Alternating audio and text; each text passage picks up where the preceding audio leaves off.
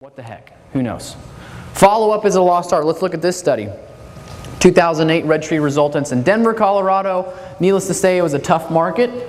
These were a bunch of national builders, and they started out this survey as, let's decide and let's go secret shop people and see what media usage gets us what kind of response time. And it really started off kind of as a marketing study, but what they noticed as they started going through this is something came up to the surface that they did not expect. And they would go in and they would secret shop. They would pretend they were an A prospect, a motivated prospect ready to move.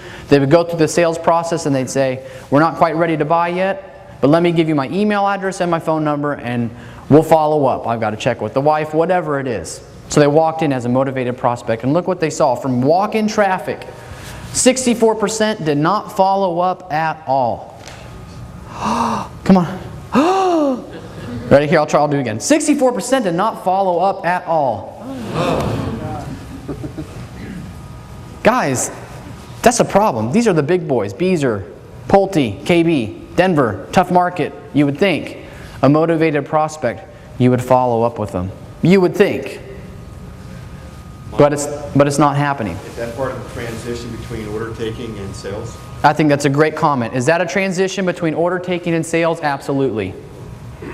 They're not used to it. If they're not hurling checks at them, take my money, please, they don't think they're a motivated prospect.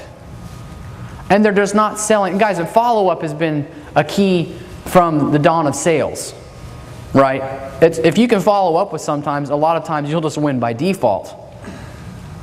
So follow-up is a lost art, not only in the home building industry, but in a lot of areas, but especially in the home building industry when you think this would be a time where people would be focusing a little bit more on follow-up, especially with a motivated prospect. You'd see numbers smaller than 64% not following up at all. Now here's the interesting thing. Of the ones that did follow up, only 14% provided relative information to the conversation.